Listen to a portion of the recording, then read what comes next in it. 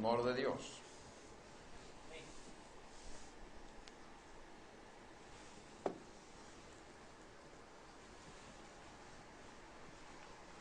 En muchas sinagogas está escrito: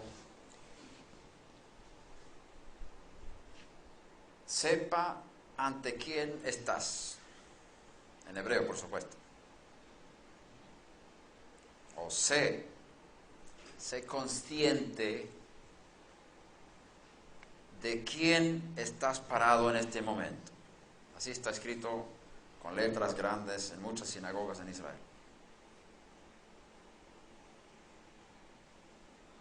Kivite et Adonai negdi tamid, dice el rey David, puse a Hashem delante de mí siempre. El temor del cielo es una cualidad básica en nuestro servicio divino.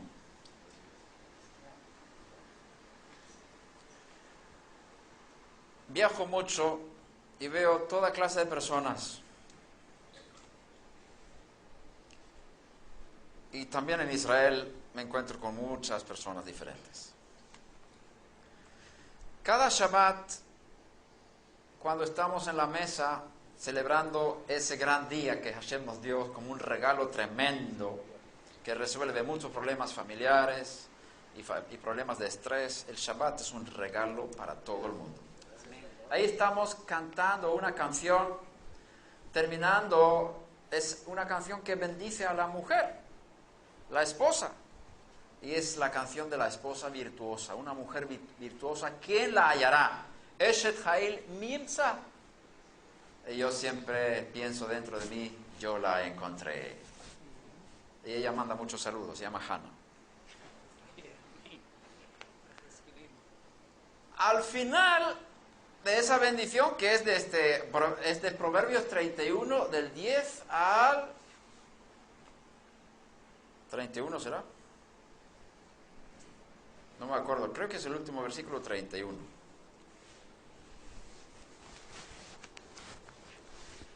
Al final está escrito: vana es la belleza. No, vana es la gracia y engañosa, bueno, por ahí. Sheker hagen ve hevel hayofi, así está escrito. Luego, cómo se traduce ya es otra cosa. Sheker hagen, la gracia es mentirosa. Así dice el hebreo. Ve hevel hayofi, y vana es la belleza.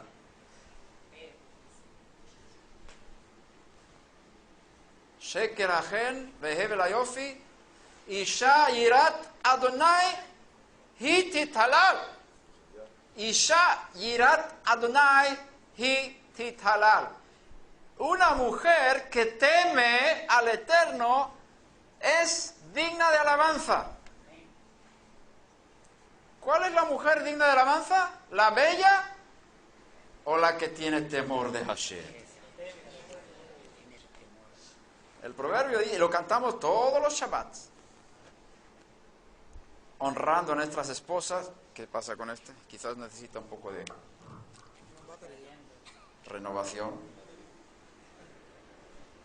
Honrando a nuestras esposas, destacando no la parte exterior física, que puede ser muy bella, sino lo destacable de la mujer es el temor de Hashem. La mujer que teme a Hashem es digna de alabanza, no la que sea tan guapa. Y yo tengo una de esas. Ella tiene mucho temor del cielo. Y una vez mi hijo, que me alegró mucho, estábamos en la mesa del Shabbat y estábamos cantando esta canción. Sheker hagen vehevel hayofi, oy vehevel hayofi, isha yirat Hashem hi tithalal. nuestro hijo: papá, lo más importante cuando yo me case es que mi mujer tenga temor del cielo. Y yo me alegré mucho. Y sabes que tiene una mujer bellísima. Tiene. Pero lo más importante es que tenga temor del Eterno, su esposa. He encontrado muchas personas y a veces me equivoco de nombres y de caras y la gente me escribe y dice: ¿te acuerdas de mí? Digo, no. Pero nos vimos ahí tal vez. Muy bien. Y es difícil, son miles de personas y no tengo esa capacidad de memorizar nombres, así que si no me acuerdo de tu nombre, perdóname por favor. Pero sí me acuerdo, yo veo cosas dentro de las personas.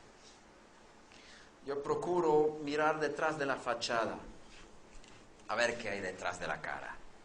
A ver, y cuando viajo también en los aeropuertos, en los autobuses, yo miro las caras de las personas, también en los supermercados. Procuro mirar a las personas, no físicamente, sino procurar ver qué hay detrás, cómo está el alma de la persona, porque somos almas. Lo interior es mucho más importante que lo exterior.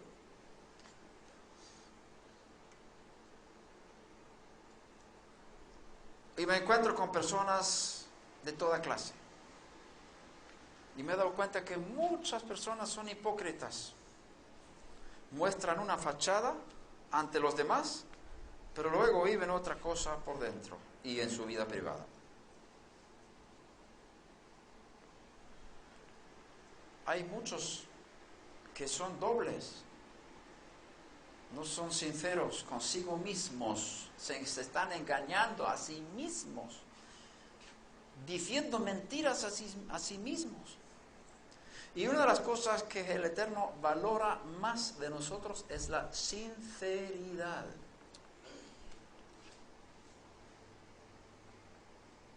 Hay que ser sincero. Hay que decir la verdad. Como dice el Sidur, no sé si estáis usando el Sidur Birkat Shlomo aquí, pero una de las oraciones de la mañana, cada mañana oramos que el hombre debe decir la verdad de corazón. Es una cosa que repetimos todos los días. Le corresponde al hombre decir la verdad en su corazón. Podemos decir la verdad con la boca, pero decir la verdad con mi corazón es decir, ser sumamente sincero.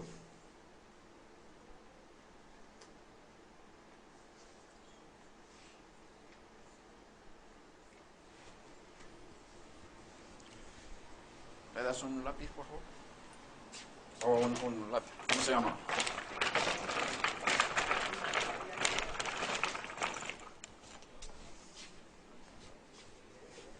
Está ahí fuera en esa habitación. En esa.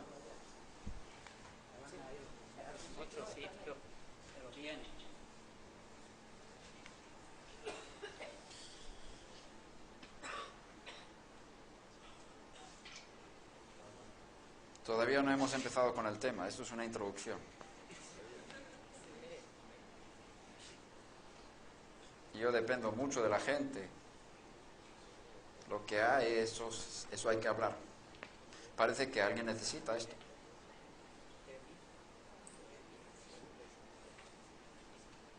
Os voy a dibujar algo, es un chiste. No, es una adivinanza, no es un chiste, es una adivinanza. A ver si acertáis. Gracias.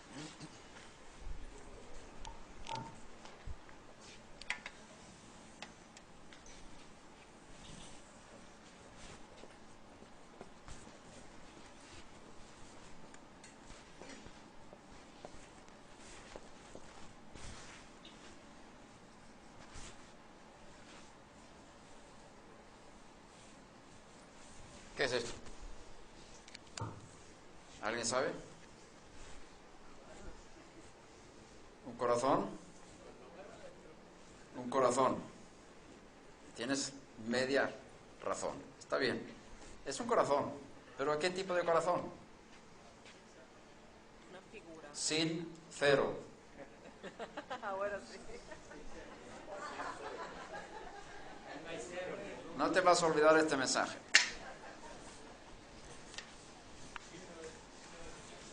No tiene cero. Corazón sincero. Decir la verdad en el corazón. Temor de Dios implica servir a Dios cuando nadie te mira. Cuando estás solo delante de la televisión y vienen imágenes que te impurifican y apagas la televisión por temor a Dios.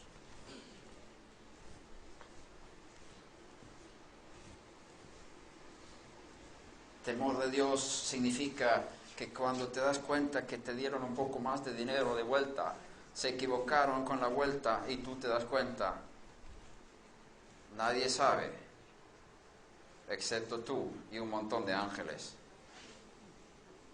que están mirando tus cuentas. Temor de Dios implica que tú vas a decir, mira, me diste demasiado, te voy a devolver lo que no me corresponde. Eso es temor de Dios. Sabiendo que hay unos ojos que me están mirando todo el tiempo. Y ante quien tengo que dar cuenta de lo más mínimo que he hecho durante toda mi vida. Todas las cosas están descubiertas delante de a quien tenemos que dar cuenta. Van a revisar lista de todas mis acciones, mis pensamientos y lo que no he hecho, que tenía que haber hecho. Yo todos los días pienso en el día del juicio. Todos los días tengo presente que un día voy a estar dando cuenta de mi vida delante de Él y eso produce temor de Dios.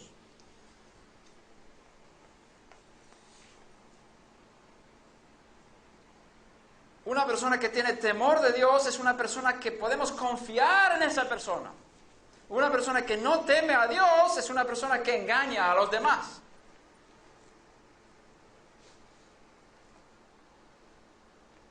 El temor de Dios me obliga a pedir ayuda, a corregir mis errores y las manchas de mi alma. Cuando estoy durmiendo, tengo sueños que no me agradan. Sueños que revelan lo que hay en mi interior y son cosas feas. ¿Qué hago? Yo pido ayuda. Me presento delante de mi Padre Celestial y digo, mira, me pasa esto. Yo no quiero tener estos sueños. Quiero tener pureza en lo más íntimo de mi ser. Quiero ser limpio desde dentro para afuera. Quiero hacer las cosas correctas. Ayúdame, purifícame. Límpiame con la sangre de Yeshua.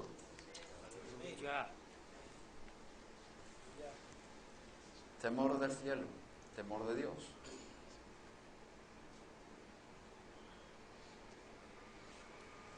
Un rabino estaba muriendo y tenía a sus discípulos alrededor. Y le preguntaron al rabino, Rabí, ¿cuál es tu último deseo? Y él dijo, mi deseo es que tengáis el mismo temor de Dios que tenéis de los hombres. Y los discípulos decían, ¿cómo es eso? ¿Quieres que tengamos el mismo temor de Dios que tenemos de los hombres? ¿No quieres que tengamos más temor de Dios que de los hombres? Y el rabino contestó, sí, pero como veis que tenéis mucho más temor de los hombres que de Dios, el primer paso es tener el mismo temor de Dios que tenéis de los hombres.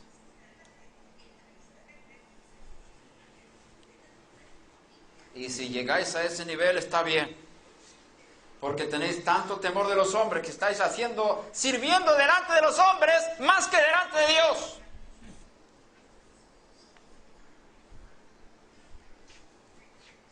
¿Podemos apagar eso, por favor? ¿Es un teléfono? Ah, ¿es fuera? Pues lo apagamos. Ya.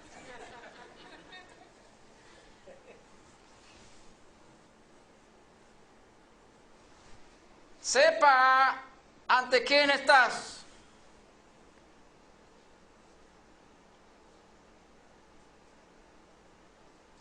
¿Quién quieres agradar con tu vida? Rabí Shaul dijo estas palabras: el que quiere agradar a los hombres no puede ser siervo del Mesías. Mi deseo no es agradar a los hombres con lo que hago.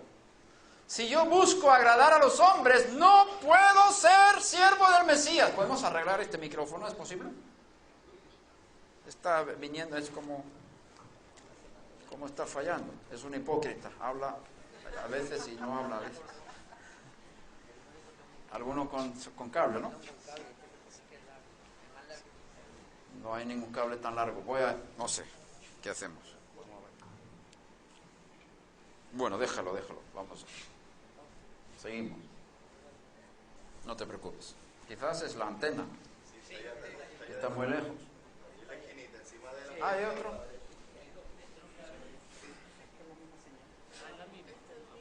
Ok, está bien. No importa. Es cuando estoy lejos, ¿no? Sí, ya veo. Bájalo del amplificador porque puede haber interferencias de los transformadores en el amplificador. Posiblemente. Temor, servir en lo secreto. David el rey dice: tú deseas verdad en lo más secreto del corazón.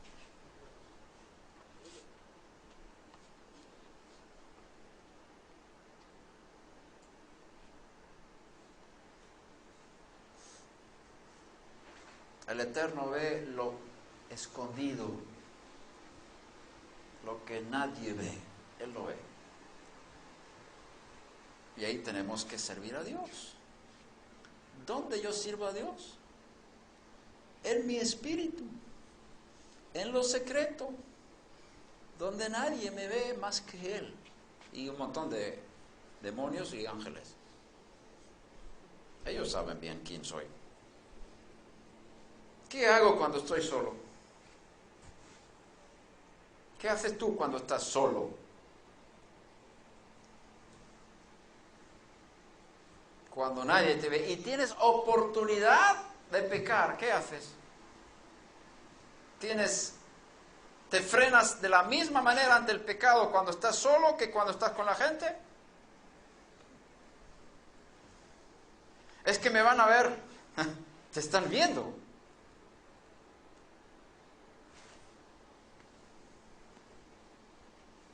¿Por qué digo estas cosas? No lo sé. Quizás alguien lo necesita. Yo lo necesito. Y tú lo necesitas. Baruch Hashem. Voy a cantar una canción.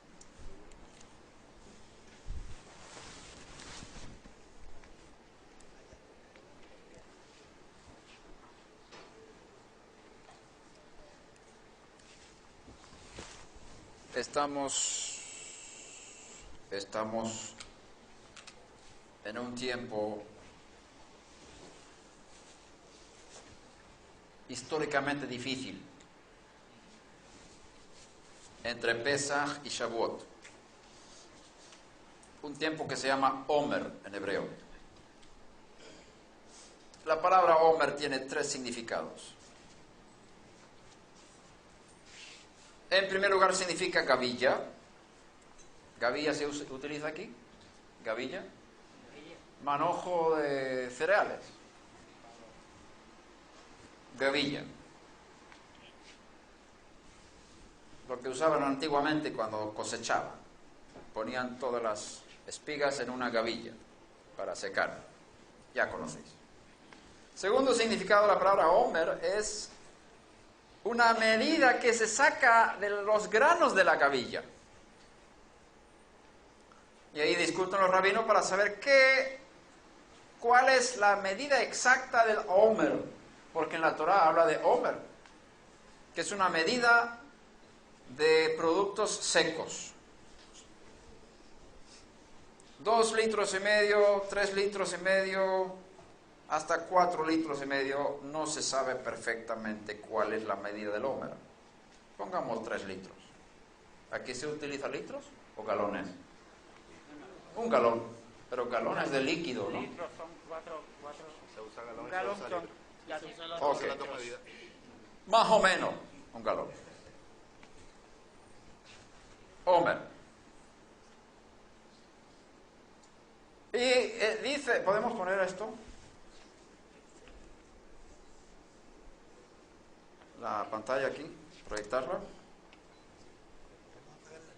¿Hay que apagar las luces? Por lo menos las de adelante. Ok, adelante.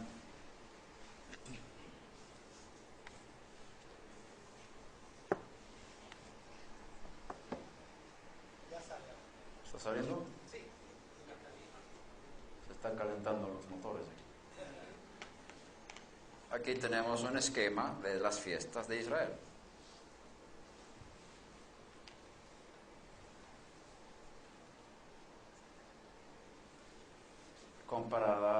Comparados, vamos a decir, el año hebreo comparándolo con el año romano. Los meses hebreos comparados con los meses romanos. Había un láser por ahí, ¿verdad? ¿Me das el puntero eso? No, así. Perfecto. Perfecto. Tenemos el primer mes del año desde la salida de Egipto, que es Nisan, también llamado Aviv. Conocéis estas cosas, ¿verdad? Voy a probar un poquito qué nivel tienen por aquí.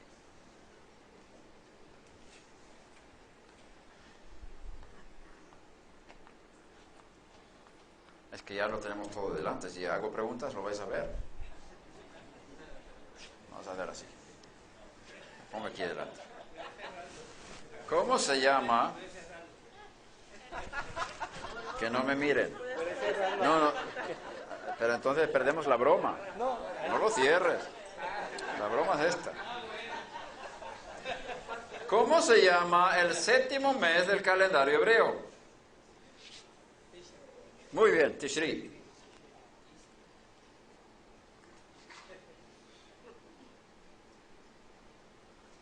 ¿En qué mes se celebra Purim? Aquí saben muchas cosas. Homer es la medida de una gavilla o de los granos que se sacan de una gavilla. Y en Pesaj, ¿sabéis que se sacrifica un cordero el 14 de Nisan?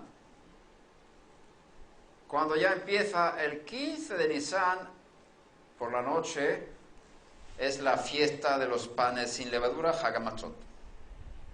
¿Cuánto tiempo dura la fiesta? 7 días. El primer día es festivo, el 15 de Nisan. Y el séptimo día es festivo, el 21 de Nisan. La Torah manda presentar un Homer justamente después del Shabbat, después de Pesaj. Y yo pregunto, ¿a qué Shabbat se refiere? ¿El Shabbat de la semana o el Shabbat de la fiesta? Porque el primer día de la fiesta, el 15 de Nisan o de Aviv, es también fiesta. Y tenemos otra fiesta, otro Shabbat, el 21 de Nisan. Entonces, en esa semana hay un Shabbat semanal también. Tenemos 3 Shabbats en juego. Podrían ser 4.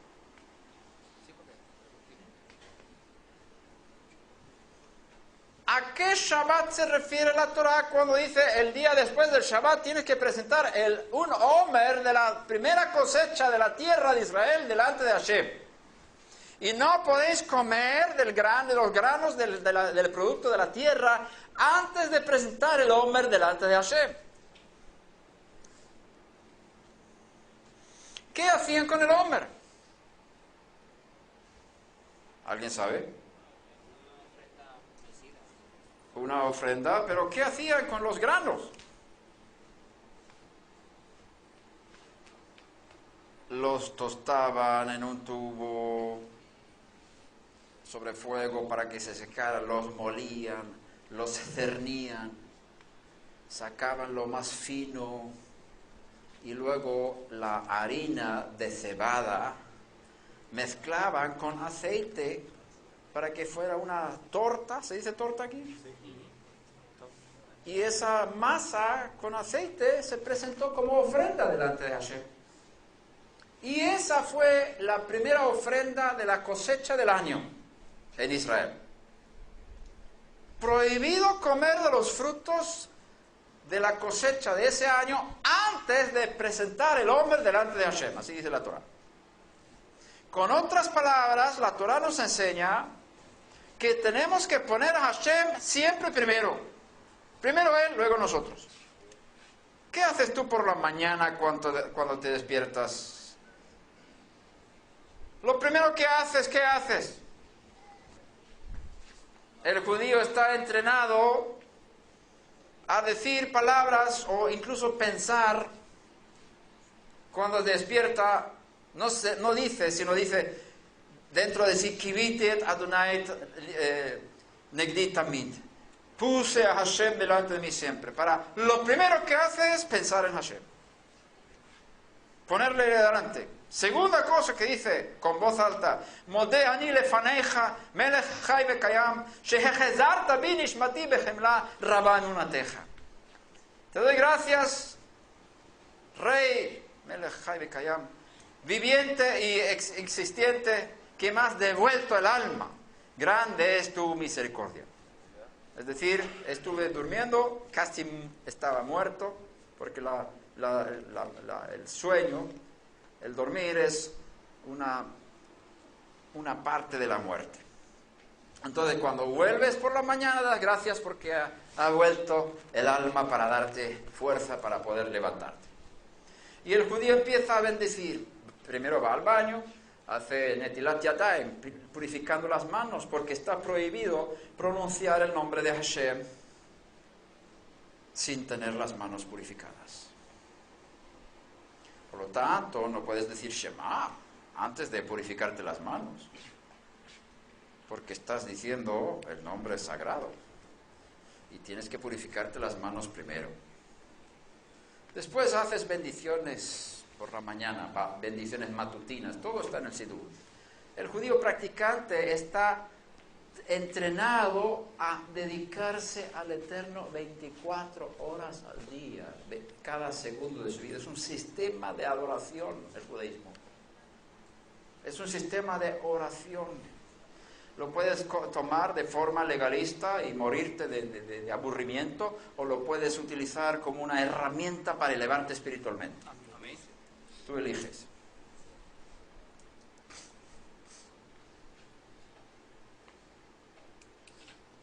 Y después hacemos las bendiciones matutinas, después hacemos las oraciones, presentamos sacrificios de alabanza, presentamos las 18 bendiciones, oramos por Israel, por otras muchas cosas, y después desayunamos. Después desayunamos. Primero oramos y después desayunamos. Si yo empiezo a alimentar mi cuerpo antes de dar alabanza, que es sacrificio para Hashem, estoy mostrando que yo soy más importante que mi Dios. Yo primero, tú segundo. Por lo tanto, el judaísmo obliga al judío a poner a Hashem en primer lugar en su vida. Y la Torah nos enseña eso. No podéis comer del fruto de la tierra hasta haber presentado el Omer. Primero Hashem y después vosotros. Él tiene que comer primero y después vosotros.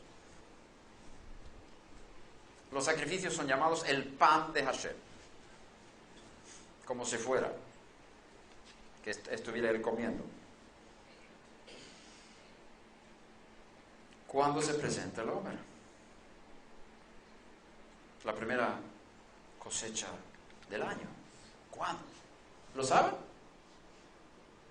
A ver, ustedes decían que sabían acerca de las fiestas. Vamos a ver. ¿Cuándo se presenta el Omer? Aquí tenemos la palabra Omer Reshit, que es una palabra son dos palabras del texto hebreo que realmente debe ser otra palabra más. Omer Reshit Ketzirchem.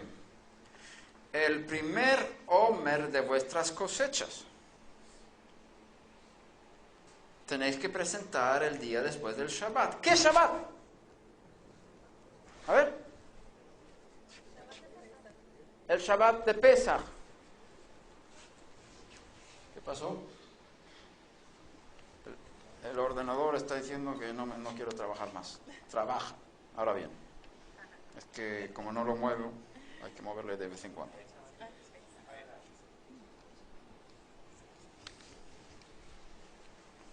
Entonces,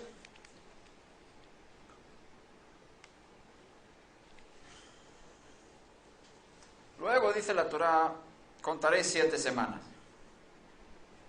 Y después del séptimo Shabbat,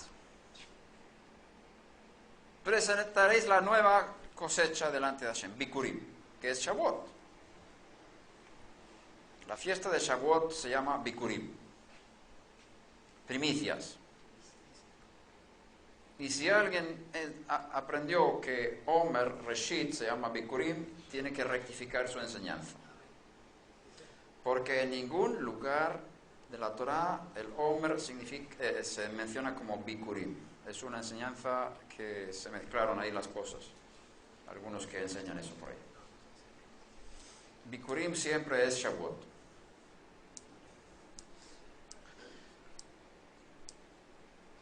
Como la Torah dice que después del séptimo Shabbat tenéis que celebrar Bikurim, la fiesta de las semanas, Shavuot.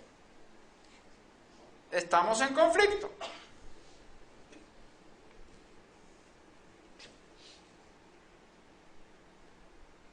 Porque si contamos 50 días para atrás, tiene que ser un Shabbat semanal si Shavuot cae el primer día de la semana, el domingo. El día después del Shabbat, semanal. El séptimo Shabbat. ¿Cuántos están conmigo? ¿Tú has enseñado estas cosas? ¿La gente conoce todo esto? ¿Los conceptos? Quizás no en la manera... Ok, está bien. Con eso esa respuesta es suficiente. Porque no quiero tragar algo, o sea, repetir algo que ya saben bien. Pero yo veo en las caras que no sabéis bien lo que estoy diciendo. Que son cosas nuevas. Tenemos un conflicto. La Torah misma es ambigua. La Torah misma presenta un texto que puede ser interpretado de dos formas. Y claro, si tú lees las traducciones, vamos a mirar ahora, por ejemplo, en Levítico 23, que es una parte de la semana, de la parashá de esta semana.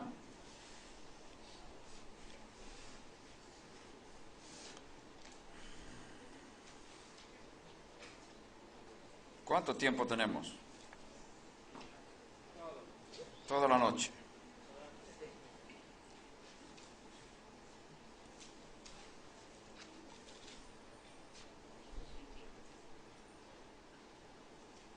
Versículo 15 y 16. Contaréis desde el día que sigue al Shabbat, desde el día que trajisteis la gavilla o el Omer.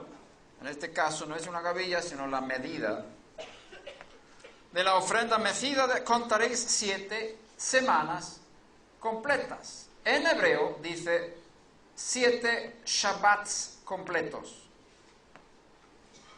Sheva Shabbatot Tmimot. Creo que dice. Y luego dice 16, contaréis 50 días hasta el día siguiente al 7º Shabbat. Entonces presentaréis una ofrenda de espiga tierna a Hashem. Según esta traducción, que es una interpretación, cada traducción es una interpretación.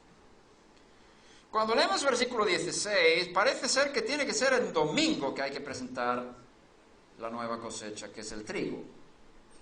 Primero la cebada y después el trigo. Pero si el Shabbat, cuando hay que presentar el Omer, es el Shabbat de la fiesta, es decir, el 15 de Nisan, no siempre cae en primer día de la semana.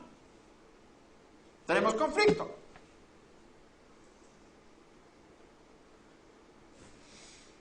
Si miramos el versículo 15, dice, contaréis 7 Shabbatots completos, Shabbats completos.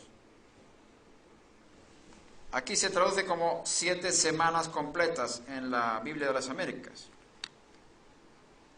¿Qué dicen en vuestras versiones por ahí? ¿Dicen completas? Semanas. ¿No hay ninguna otra versión? 7 sábados completos. 7 Shabbatot. La palabra, la solución está en la palabra Shabbat.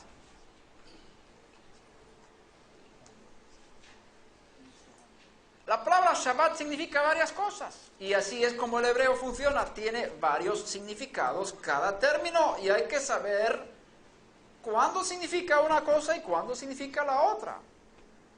Por ejemplo, la palabra Elohim puede significar jueces, o ángeles, o demonios, o dioses de Egipto.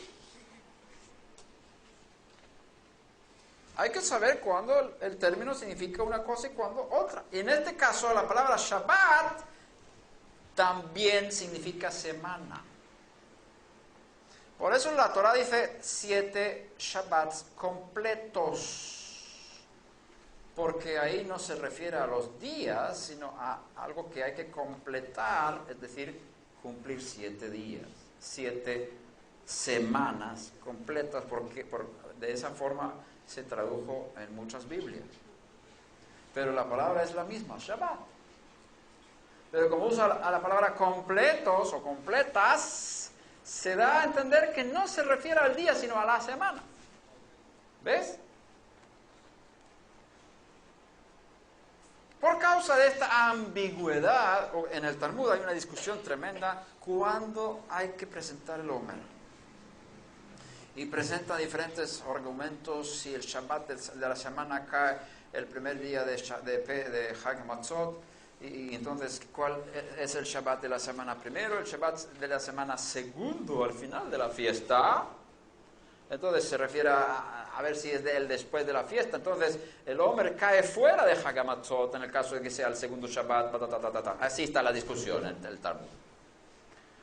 Y los rabinos, los fariseos, que es la rama de los fariseos que seguimos hoy en día, han llegado a la conclusión, o quizás eso viene ya desde Moshe Rabenu, la tradición de presentar el Omer después del Shabbat de la fiesta, no el Shabbat semanal. Sin embargo, hubo un grupo importante de judíos de la época del Segundo Templo, llamados los saduceos, que no estaban de acuerdo con la interpretación farisea. Y decían, la Torah enseña que hay que presentar la nueva cosecha de trigo. Shavuot tiene que caer en el primer día de la semana. Y eso enseñan los caraítas hoy en día. Y eso enseñan muchos mesiánicos hoy en día. Porque ellos leen las traducciones y no van al hebreo. Y sacan interpretaciones de las traducciones y ahí están destinados a fallar, porque las traducciones son interpretaciones. Hay que ir al hebreo.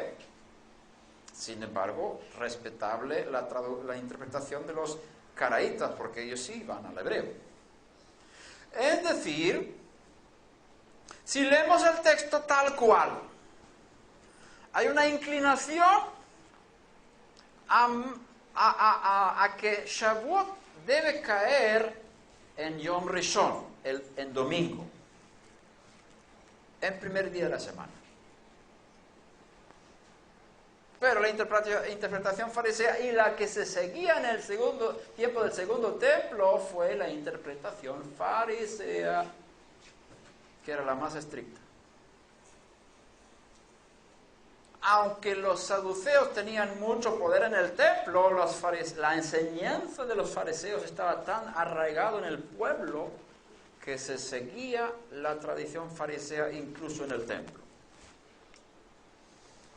El Sanedrín, había varios Sanedrín, cada grupo tenía su Sanedrín, pero el Sanedrín principal de la nación, que era el gobierno principal de la nación, estaba compuesto por saduceos y fariseos. Lo veis cuando el rabí Shaul está delante de ellos y tiene que dar cuenta de su vida. Él dice, yo soy fariseo, hijo de fariseos, y como sabe que hay un grupo de saduceos y fariseos y no se llevaban bien, entonces los fariseos empezaron a apoyarle a Pablo y empezaron a discutir y Pablo salió de ahí sin que haya ningún juicio contra él.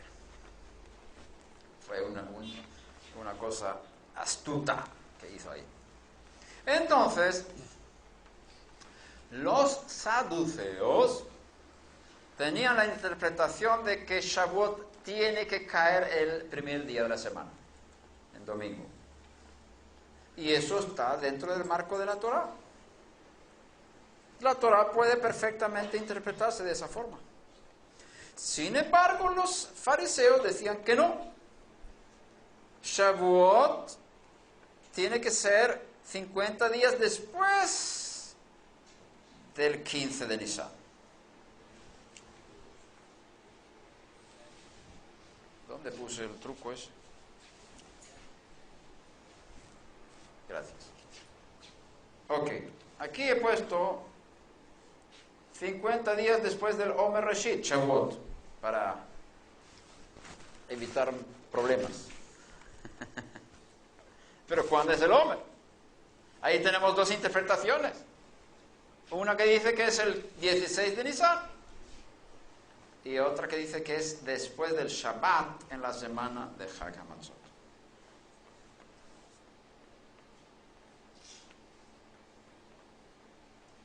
Y las dos están perfectamente dentro del marco de lo que enseña la Torá. Las dos interpretaciones son de acuerdo a la Torá. El Eterno creó una Torá que puede ser interpretada de dos formas porque tiene un propósito con eso.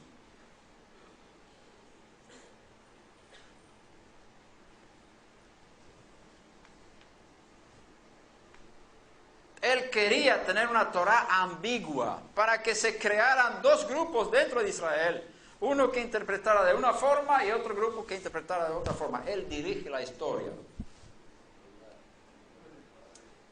Él es Dios arriba en los cielos y abajo en la tierra, Él y no hay nadie más. Entonces, hay un rabino que se llamaba Tzvi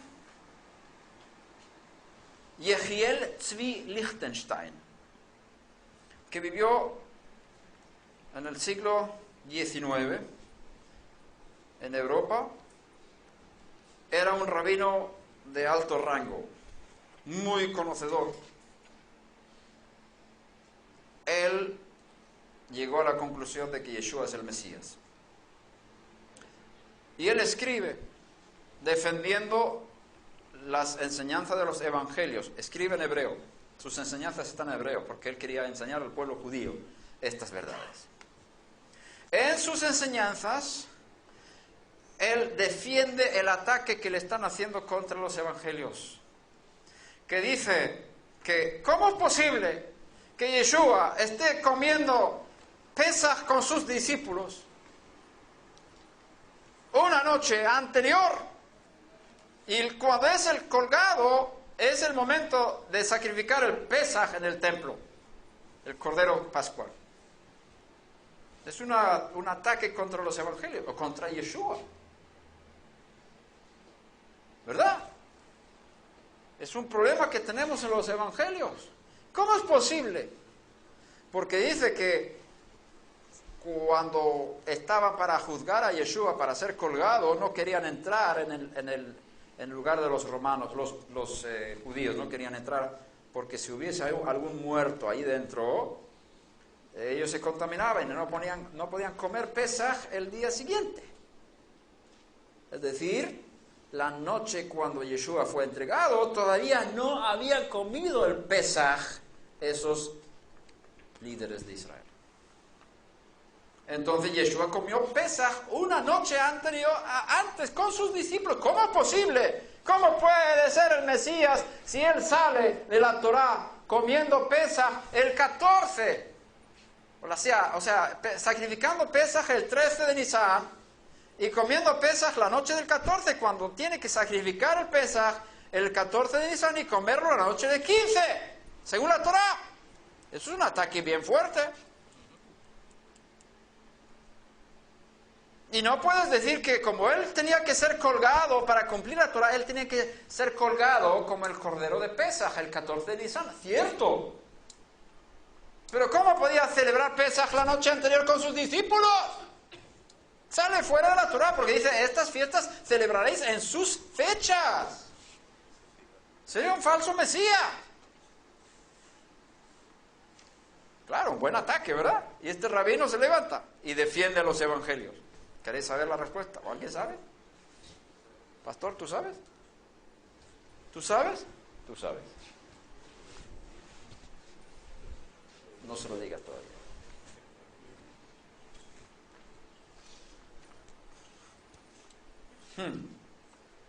El rabino Yehiel Tzvi Lichtenstein dice, y muestra evidencias de las tradiciones judías, de los escritos antiguos, que hubo un momento en la historia cuando el Sanedrín, que fue dirigido principalmente por los saduceos, sobornaron a 2 testigos con 300 o 200 susim, que era la moneda del tiempo, para que dijeran que la luna nueva no fue vista en aquel día, sino un día después, con el propósito de poder celebrar ese año Shavuot en Yom Rishon, en domingo, porque esa fue su interpretación de la Torá. Entonces manipularon la luna nueva y había un día de diferencia.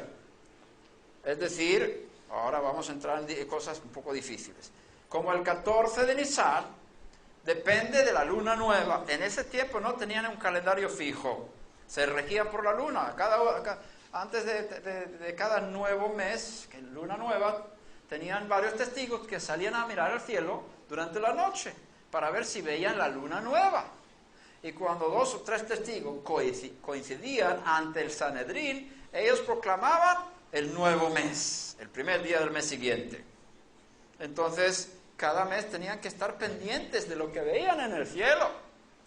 No tenían nada calculado de antemano, sabían más o menos, porque un mes lunar son 29 días y medio.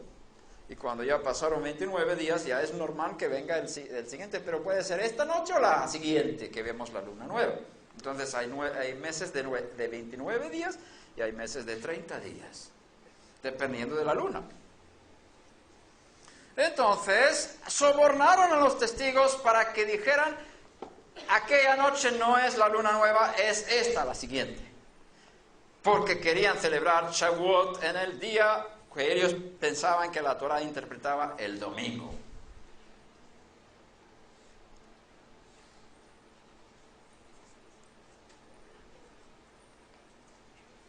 Entonces proclamaban un día después, aquel año, como el primer día de Nisan.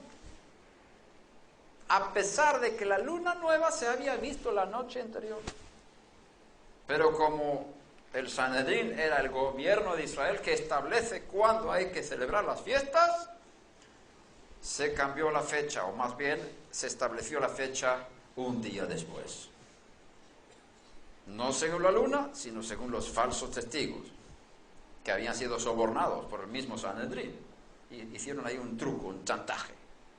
Y como el Sanedrín era mayormente de saduceos, prevalecía esta decisión nacional, para toda la nación. Sin embargo, enseña el rabino, hubo un grupo reducido de fariseos, que sabemos que tenían otra interpretación de la Torá,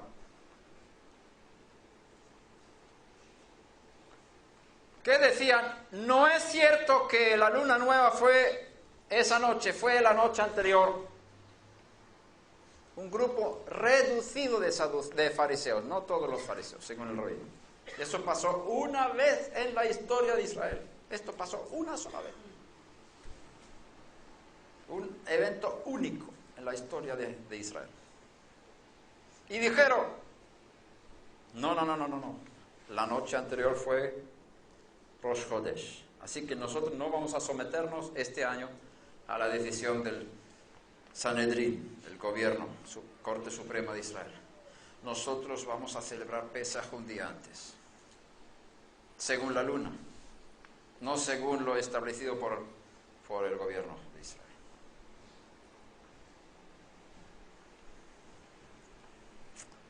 Entonces hubo 2 14 de Nisan ese año.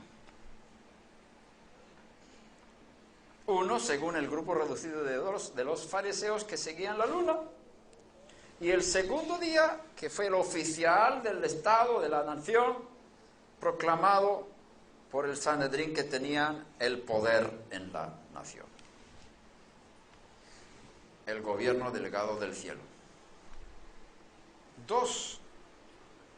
Por lo tanto, está bien. Por lo tanto, cuando Yeshua celebra Pesaj con sus discípulos, lo hacía según el grupo de los fariseos reducido, que no aceptaban la orden de los saduceos, del Sanedrín, y eso estaba dentro del marco de la Torá. Y el día siguiente muere en el madero, el 14 de Nisan, establecido por el Sanedrín, y muestra así que el gobierno de los rabinos y de los gobernantes, los jueces de Israel, tienen autoridad incluso para cambiar las fechas y ponerlas en otro día, porque su muerte es un cumplimiento de la Torá, que el Cordero tiene que morir el 14 de Nisan. La muerte de Yeshua muestra que el Sanedrín tiene autoridad para cambiar las fechas de la fiesta. Y Yeshua está dentro de la Torá tanto para la noche anterior, que fue una excepción en ese año, pero para poder celebrar Pesaj con sus discípulos tenía que ser un día anterior, o si no, no hay Pesaj ese año. Pero gracias a Hashem, que hubo 2 interpretaciones de la Torá, Hashem creó la Torá de forma ambigua para que pudiera ser interpretada de las 2 formas, para que se crearan 2 grupos de interpretación en Israel, para que Yeshua pudiera celebrar Pesaj con sus discípulos y morir en 14 de Nisan el día siguiente. Y los 2 están conforme a la Torá. Se me eriza el pelo, bendito sea Hashem. Qué grande es nuestro Dios. Él dirige la historia conforme a sus propios propósitos.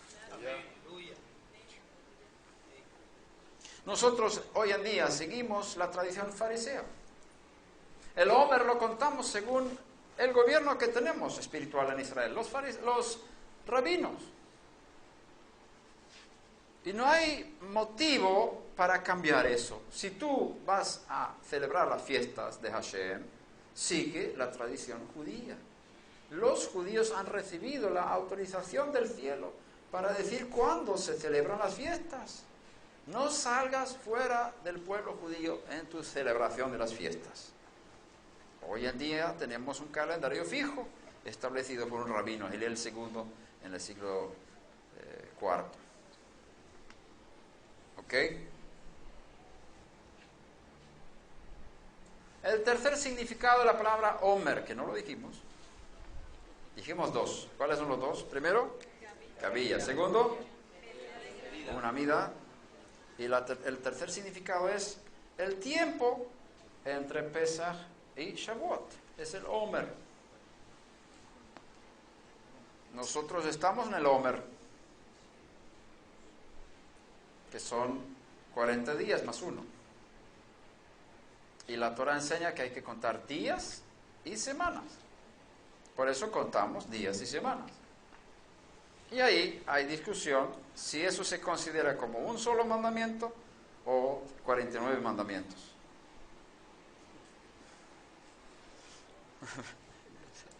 Sí.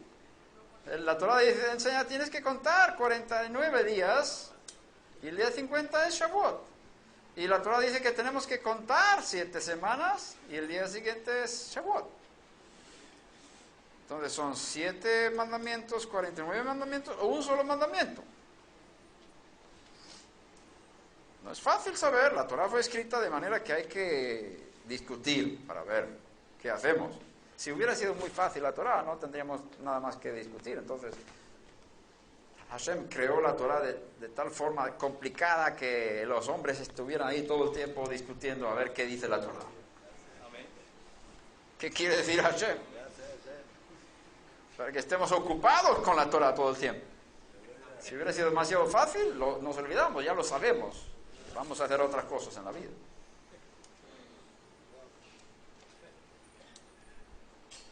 Los rabinos establecen que es un solo mandamiento. Contar los 49 días. Un mandamiento. No 49 mandamientos. Y cada día bendecimos antes de decir el día en el cual estamos. Ayer fue el día 29 del Omer. Si yo hubiera dicho hoy, hubiera ya contado. Entonces no puedo hacer la bendición. Pero para poder contar con bendición, tengo que mencionar el día anterior. Ahora, si no digo la bendición voy a hacer otra forma. Si no cuento todos los días, aunque no diga con bendición, y fallo un día, ya no puedo seguir bendiciendo. Ya el mandamiento se me escapó, porque es un solo mandamiento los 49 días. Y ya no cumplí el mandamiento. Perdí el tren.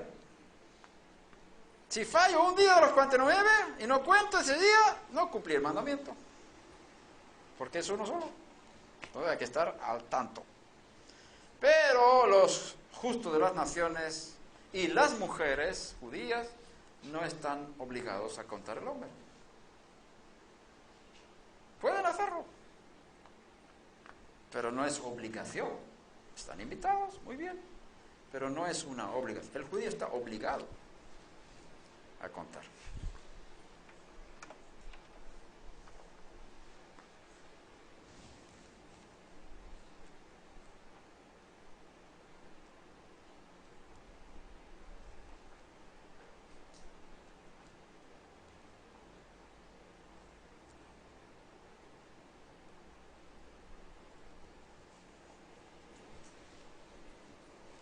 Creo que vamos a tocar un tema más. Vamos a apagar este.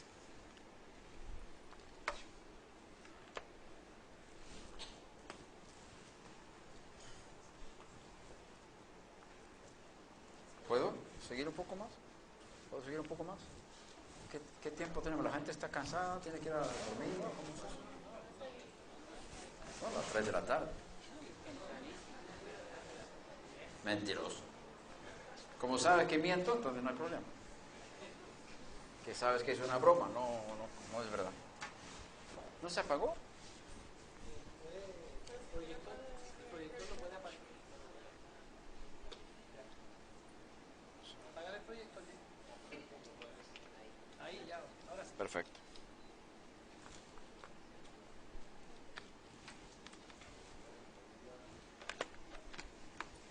Bien. Ayúdame, Padre, ayúdame, Padre. ¿Podemos encender las luces, por favor?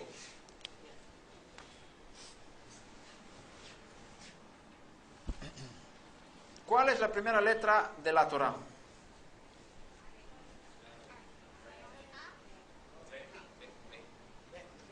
Ni A ni B. Porque la Torá no fue escrita con letras latinas. Ni A ni B. ¿Cuál es la primera letra de la Torá? Bet, muy bien. Bet. ¿Qué dice la primera palabra de la Torá? Bereshit. ¿Qué significa Bereshit? En el principio de.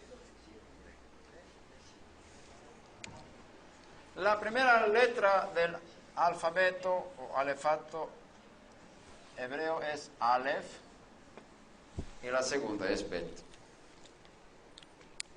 ¿Por qué Hashem no empezó con la primera?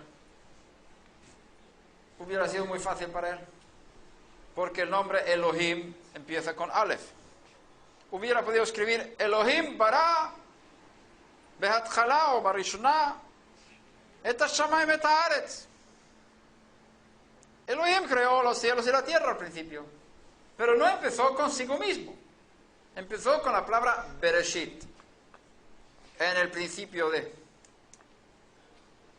Para mostrar así que la Torá tiene que basarse en el principio de dos. Toda la creación está basada en la Bet. Bet es dos, no uno. En los mundos inferiores, en los cuales estamos nosotros, la base de la creación es la Bet. El Eterno creó el mundo con la letra Bet, con dos. Por eso vemos en Bereshit, en Génesis, como Él separa la noche del día, son dos. Fue la tarde y fue la mañana, un día. Un día está dividido en dos, noche y mañana, noche y día. Luego separa las aguas de arriba de las aguas de abajo, dos. Luego separa lo seco del mar, dos. Luego hace hombre y mujer, dos. Todo es dos en este mundo. Y cuando Él crea un pueblo sacerdotal, crea dos tipos de pueblos en el mundo. Los del pacto, de la circuncisión, y los de otro tipo de pacto, que es el pacto de Noaj. Israel y las naciones. Dos pueblos diferentes, con dos llamados y reglas diferentes. Hay en el mundo Aleph unidad perfecta. Y voy a ser muy breve porque este tema es bien largo y tengo mucha enseñanza en la página web sobre esto. No sé si cuántos han escuchado las enseñanzas sobre esto. Muy pocos. Uy, qué pena. Tendríamos que estar aquí 2 semanas. Ya, bienvenido. Ay, Padre, ayúdame.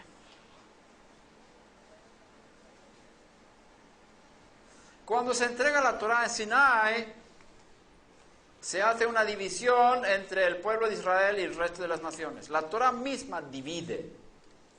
Dice, para vosotros esto está permitido y prohibido, para los demás hay otras leyes.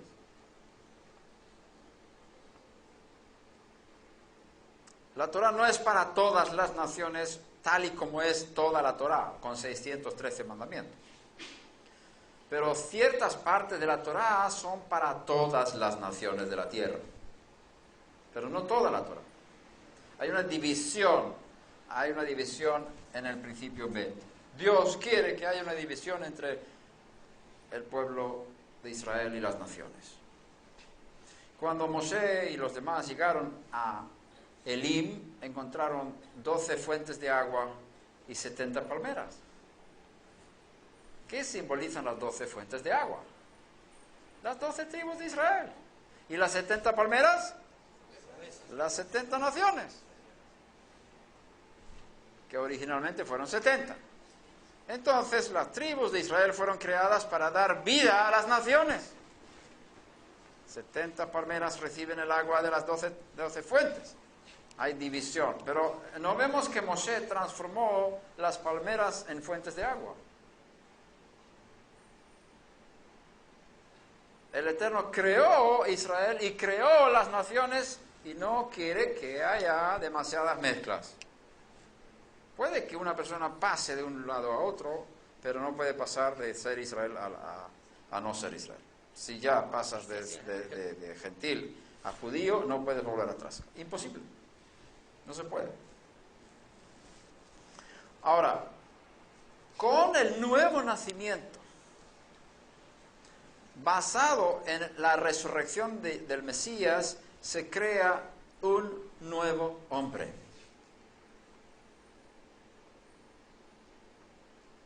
Un hombre inmortal. Todos los hombres en la tierra son mortales. Tanto judíos como no judíos son mortales. Todos vamos a morir. Hay 2 personas en la historia que no han muerto. ¿Quiénes son? Enoc, Elías.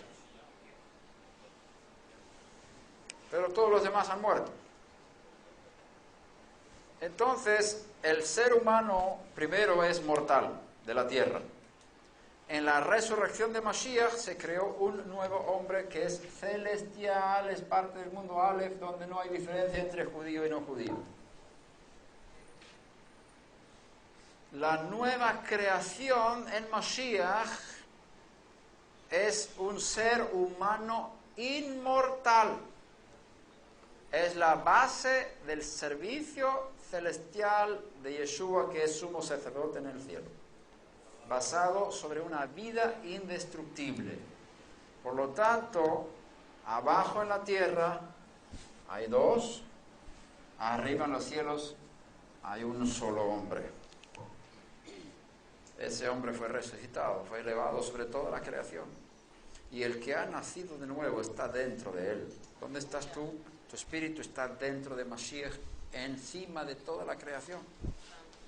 Y Rabbi Shaul dice, aquí no hay hombre ni mujer, ni judío ni griego, ni esclavo ni libre. Aquí son todos uno en el Mesías. ¿Dónde? En el mundo Aleph, no aquí abajo. Todavía sigue habiendo diferencias entre hombres y mujeres, todavía sigue habiendo diferencias entre judíos y no judíos, pero en el mundo de la nueva creación todos somos iguales. No hay diferencia ninguna. Muy importante entender esto. En el nuevo nacimiento no hay división, somos Ejad, porque estamos en las esferas de arriba, del Atzilut, de la emanación de los mundos superiores, en el Mesías. Y dice Rabbi Shaul, poner la mira en las cosas de arriba, no en las de abajo. Entonces, el judío que está aquí y el gentil que está aquí, arriba, si están en el Mesías, son uno, completamente uno. Son parte de la familia de Dios, son hijos de Dios, son inmortales, son sacerdotes y reyes con las mismas condiciones. No hay diferencia entre hombre y mujer, entre judío y no judío. Ese es el servicio celestial. Aquí en la tierra somos diferentes y tenemos que ser diferentes, pero estamos en el mundo mortal, sirviendo conforme al propósito de Dios con estos cuerpos mortales. ¿Ok? El hermano Jorge me pidió hablar un poquito de esto, pero hay más enseñanza en la página web para el que quiere sobre estas cosas, y vamos a redondear esta reunión. Quizás voy a cantar una canción más. ¿Os parece?